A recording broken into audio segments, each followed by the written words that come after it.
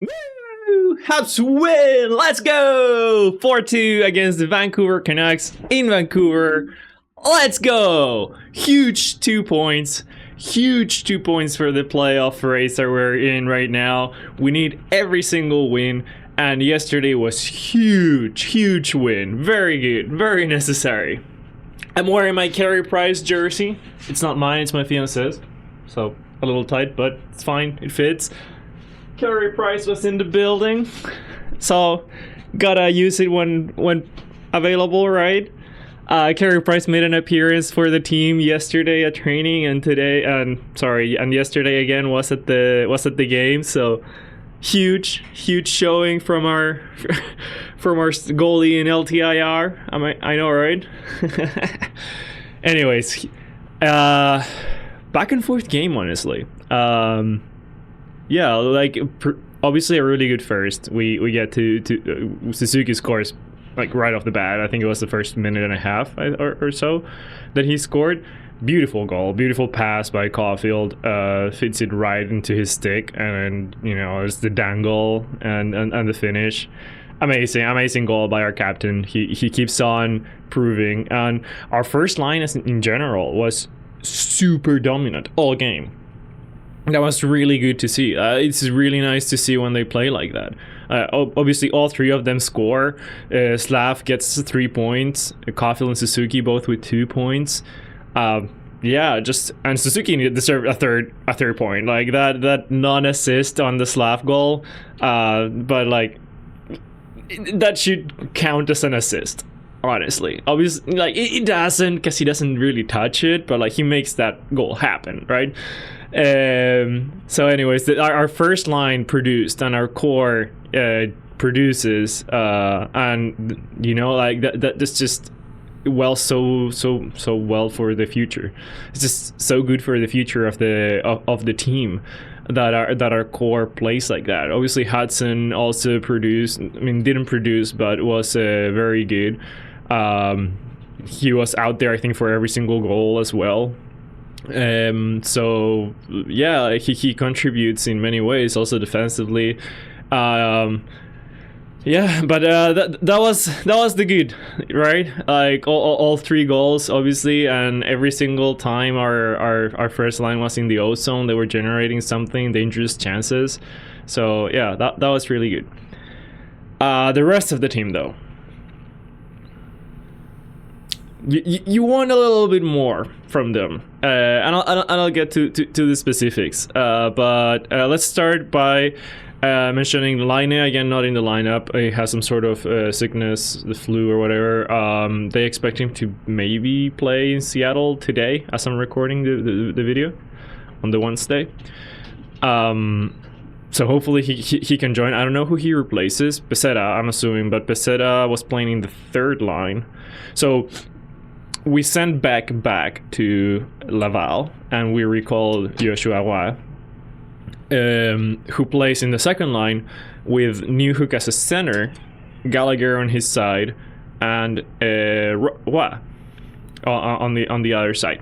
And then our third line is Dvorak with Anderson and Peseta, which, if you're gonna put Peseta in the lineup, he's not good defensively, and he doesn't have the experience the rest of the players have, right? So if you're gonna put him on a line, that's a perfect line to put someone that needs some defensive help, because both Dvorak and Anderson have been very responsible defensively, and like they play shorthanded, right? They are one of our duos to PK on the PK, right? Forward duos. So they're a good defensive line, and Peseta honestly had a good game there. He had like 6 hits or something in 7 minutes of ice time, so that was really good. He didn't have any penalties, which is something that you look forward to. Like at the beginning of the season, every time Peseta would play a game, he would get 1 or 2 penalties in like 5 minutes of ice time, and like he wouldn't see the ice again. So amazing that he got to not be in the box, not get us shorthanded. He didn't play much at the end in the third period when we made it close. Overall, a good game from Peseta. You know, just filling in the lineup whenever needed. I'd like Newhook at center. I think he played fairly well. He was generating chances. He was rushing up the ice still, and then playing with his wingers. I think Roy had a good game. Yeah, like he got a few chances here and there. He positions himself very smartly. He's not fast or anything. He still needs to improve that. But he did get a couple shots in and was in front of the net. And sometimes he would be alone in front of the net. He wouldn't get the pass, but like he finds the spaces really fast. And that's what he was doing last season when he produced a little bit. And what we all saw as fans and we got really excited for, you know, because he's very smart. He positions himself really well and uses his stick fairly well too. He intercepted a few passes. He caught a puck from the air just like it was nothing. He like put it on his stick and then it was right in front of him. I don't know if it was by chance and it just happened or if he meant it to be like that. But like that was crazy to see, honestly. So I like what I saw from Roy. Obviously he doesn't have the synergy defensively, so they were not a great defensive line. They were in our zone, in the defensive zone for a good chunk of it. But Gallagher is fairly responsible, and with Newhook's speed, they were able to get the puck out of the zone. So not too bad, you know. We did get scored on. The fourth line got scored on, and then it was a power play, so they didn't get scored on. But it was a little scary, like their second line on our second line. My thing is that Newhook Gallagher Wire line, I think is good, and I think it could be good for us in the future as a third line. You know, and maybe you have like you need a center for the second line, but you have like Line with Demidov and some center, and I don't know what, like Anderson, Evans, Heineman. I think that's a good fourth line in the future. Anyways, we're focusing on this game. So I like the second line, which could be our third line overall, and how they play, and hopefully he gets more games. And like the commentators mentioned, actually, and I agree with them, is Wah isn't being called up now to get his feet wet in the NHL, right? He already has that little bit of experience from last season.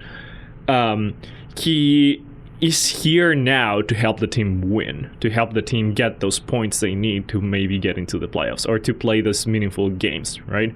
So they've mentioned how Wah has a lot of poise, a lot of like he plays very well on important games, and he needs to show that, right? And I think he did to some extent. Like I said, he did get chances and he was contributing. He was intercepting passes and whatnot. So, yeah, hopefully he keeps on contributing to the team because we need every single bit of help we can get, right? So, that was from the second line. I already mentioned our top line. And then we had Dvorak, Andy, and Peseta. Yeah. It was like a plug line, honestly. That's how it felt. Like I mentioned, Peseta did his job. He played okay, but the whole line just doesn't generate anything. They're there to eat some ice time, honestly, to let the other guys rest. Because Anderson had one or two rush chances. He had a good rush where he like pushes off the defender and gets a shot attempt. He gets blocked at the end, or like stick lifted, or no stick on puck, so it goes way up. But like you saw Anderson trying to generate something, but both Dvorak and Peseta just they're not good offensive players. You're not gonna get anything from that line, or you're not expected to get anything from that line.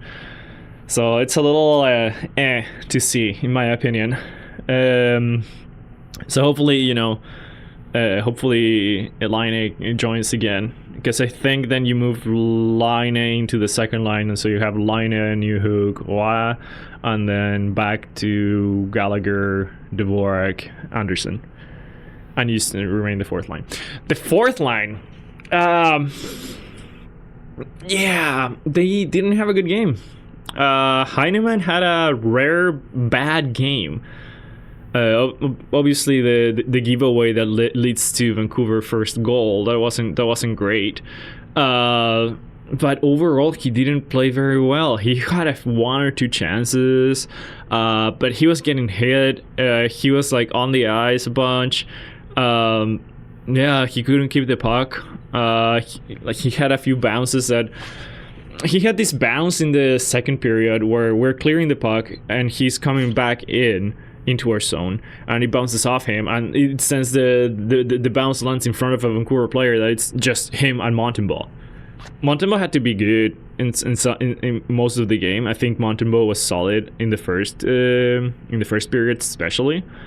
Like early on, he kept us in the game. They didn't show this on the TSN feed that I was watching because the Sportsnet feed was blacked out because that was the Vancouver feed. But the puck in the first period kind of crossed the line on one of the attempts by Vancouver that Montembeault saved. I only watched the replay, and the replay was in Sportsnet, so they showed it like 2 or 3 seconds, and it didn't show every angle. Like, it didn't show the top angle, but it sure looks like it crossed the line or almost crossed the line. They didn't even review it in the game because it went to commercial break shortly after that. We might have gotten away with that one there. I'm not gonna lie. I think we might have gotten away with that one. That's the way it goes. I was gonna mention a few more things here. Like I was saying, our fourth line wasn't great, but they're just getting their bearings back together, I think. Like, they're still a very good line, which deal with a lot of responsibilities. Like, Marty St. Louis puts a lot of responsibilities on our fourth line. They play meaningful minutes, and I think Evans was the forward that played the most time, or close to. I think Suzuki had like 19 minutes, and then Evans with 17 something. Both Caulfield and Slavkovsky both had 16 minutes, so they didn't play a lot. And Evans obviously plays a lot shorthanded, and we had 3 penalties, which, by the way, kind of dumb penalties. We're up 2-0, and Vancouver has a dumb penalty themselves. Like one of their defensemen, Marcus Pettersson, not Elias Pettersson, not Elias Pettersson, by the way. They need all the Petterssons they can get. And I do want to see at some point a goal by Pettersson with an assist of Pettersson and Pettersson. I need to see that at some point. It needs to happen. I don't know how long their contracts are in Vancouver. I don't know if this is the tail end of the season that we're gonna see that, for us to see that, but like, it needs to happen. I don't know if it has happened already. It needs to, right? Come on. Anyways, one of the Petterssons, I think it is, gets a dumb penalty by like slashing Suzuki's stick. Like, you could barely see it in the corner of the replay because like, it happened way back in the play. Like, Vancouver was all the way behind our net, and this guy is just going for the change, just decides to slash Suzuki's stick out of his hands. Okay, anyway, so dumb penalty, and we're up by 2. Sadly, our first line had just taken a shift, so we start with our second power play unit. And it could have been better. They do generate a few chances, but then our first power play unit goes out there, and we can get in the zone. We go back, and then Suzuki starts like Hudson sends the drop back pass, which they like, and like, it has been working. I know last season we were like, stop with that pass backwards, it never works, and blah blah. It has worked most of the time this season, and when it doesn't work, they have been adapting pretty fast to other options on the entry, so I don't mind it too much this season. Anyways, Hudson sends it back. They almost pick it, but Suzuki gets it, and then Slavkovsky just does an interference penalty, and that's the end of it. And then we go on a 4-on-4 for like 30 or 40 seconds, right? That's a dumb penalty. Like, Slavkovsky with an interference, and then Anderson later on the game with another interference. Those are dumb penalties you cannot take if you are in playoff mode, right? You can't take those penalties. You have a chance to ice the game, or at least put it up by one more, which we know how that goes. and you take the dumb penalty. By the way, I mentioned the power play. Wah was in the first power play unit, which I honestly like. If Laine comes back, I don't think we're gonna see Wah on the first power play unit again. But I wanted to see more of that. That was the only power play we got all game. Sadly, we didn't get to see much more because the first power play unit was there for like 20 seconds and they couldn't even get in the zone. But yeah, wanted to see more of that. So we'll see if Laine makes it today. Otherwise, we might see some more Hua in the first power play unit. Anyways, what was I going to mention? I was talking about Slavkovsky's dumb penalty, the playoff game. Damn it, I lost my line there. I did want to mention something weird that has happened the last 3 games. 3 games in a row, we've had friendly fire. Friendly fire. It started with in the Edmonton game with Gallagher trying to send it in the zone, in the offensive zone, just stream it around or send it into the corner, and Anderson was coming out of their zone to try to wave the offside, and Gallagher just like snipes him, like hits him in the face or something, or like, yeah, I think it hit him like on the visor or something like that. Gallagher hits Anderson with some friendly fire. Anderson, who has been like fairly wrecked all season, like gets another puck to, I forget if it was his face or I don't know, in an area that hurt him. So friendly fire. Then the Calgary game, it's Savard that hits Heineman, like on the ear or something like that, like right here. I think it hit him. Heineman had to leave the game for a little bit. Thankfully, he came back and he played this game. But I wonder, like, was that shot to the head that sent Heineman on this bad game? I'm kidding, obviously. But yeah, so Savard hits Heineman on the Calgary game, and then in this game, on the Vancouver game, it's Matheson that hits Cole Caulfield. That's 3 games in a row that we've had friendly fire like that. Just things I noticed, random, but what the hell was that? So hopefully, we stop with the friendly fire. If it goes on, it's only a matter of time until someone gets injured from it. Yeah, not one you want to see, especially when trying to get those playoff games. Imagine Caulfield had been injured there, like it hits him in the hand and like he breaks his hand or something. But that would be horrible. I mean, the same with Anderson and Heineman. Any injury from friendly fire would be horrible. But Caulfield, who gets his 30-second goal and keeps on setting the highest record for himself, he has a chance to make 40. 40 is only 8 goals away. We have 18 games remaining. He can make it happen. And he cannot get injured. He's been one of our best players. Yeah, I think that's everything I have. So our core shows up. You want more scoring from your depth players. I think with Peseta in the lineup, like I said, our third line is kind of a non-existent threat, and our fourth line had an odd bad game, especially from Heineman, so you don't have that depth. And our second line is just a mixed line that's getting thrown together, so they have serious energy. I like how Newhook played. I like how each one of them individually played, and they had some chances. But yeah, it's understandable we didn't get depth scoring. Thankfully, our first line and our core guys showed up and carried the game. Oh yeah, that was the last thing I wanted to mention. We cannot play with the lead. We don't know how to play with the lead. Yeah, like every time we are in the lead, it's been a few times that we've been up 3-0. It happened with Buffalo again, too.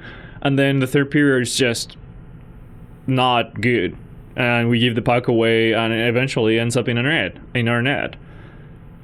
Against Buffalo, it ended up going to overtime, and thankfully we won it, so nobody's going to remember that, right? But we remember, fans remember, and it happens again here, or almost happened again here, where we're up in the third, 3-0. We give up one, okay, bad play, it happens. Then a dumb penalty against Savard that shouldn't have been a penalty. there were a couple plays that should have been a penalty and they weren't, and then there was this one which was absolutely not a penalty and it was, and they scored like 40 seconds into the power play. A couple snipes. I think Money wanted some of those back. Like, he could have been a little bit better there, but he was overall good. And I was so nervous. I was very nervous we were going to blow it. I was very nervous after the first goal. I'm sure the players were feeling the same way, because it has happened so many times that we're up 3-0 and then we end up giving the game away. So I know they've matured a lot, because they've been in this situation so much that, you know, like, they get used to it. So like, not get used to it in the sense of, oh, it's happening again, you know, more like in the sense of, okay, we've been here before, we know what to do to not make this happen. And they do get away with the win, right? But it was closer than you wanted it to be, because we were so dominant, so good the first and second period. You kind of wanted them to just ice it during the third, but we iced the puck literally multiple times, and then we just do the flick shot, which I do like in general. I do like the flick shot up into the neutral zone, because it releases pressure, right? It gives you a chance to change, especially in the third, because it's a short change. And like, you keep the shifts short, especially, you know, when you're gonna play the next day and you're up by 3, so you don't want to like tire your players too much. But we don't know how to play with the lead. The thing that annoys me the most is that, okay, you're giving the puck away, you're icing it, and we're not a defensive juggernaut. So like, we are not like how Calgary played against us or how Winnipeg played against us, that they are able to keep us out by doing the things that we were trying to do. We sometimes give those chances, right? We have those defensive breakdowns that we give chances to the other teams, and did end up in at least one goal today, like the Heinemann giveaway, and then he didn't block the shot, so it ends up in our net. We do give those chances to the other teams, and the thing that annoys me the most, that I was going to get there, is we don't capitalize on them overcommitting. We don't.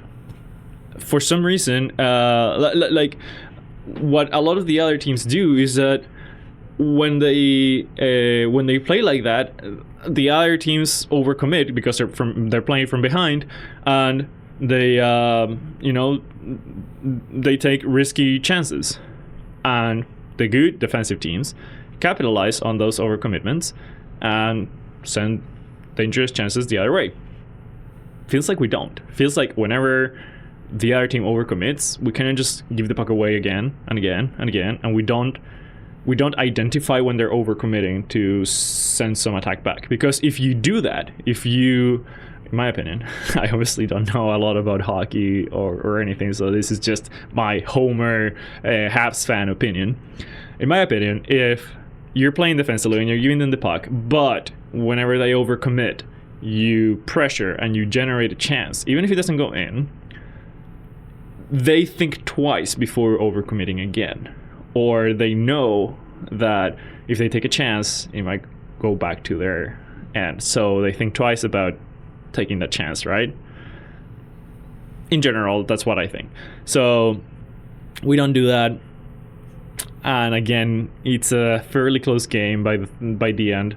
I was very, very nervous, like I mentioned. I'm sure they were nervous too. I'm sure you guys were nervous too. So glad, very glad. And I gave a fairly loud sigh of relief when Matheson sniped that fourth goal to put us in the lead again by 2 with 30 seconds left or something like that. All right, today we play against Seattle. 10:30 Eastern time, so a little oof for us fans in the East Coast, because late night again, but we'll be there. Yeah, that's about it. Don't forget to leave all your feedback, the good, the bad. I want to hear it all, and go Habs go. We need every single point.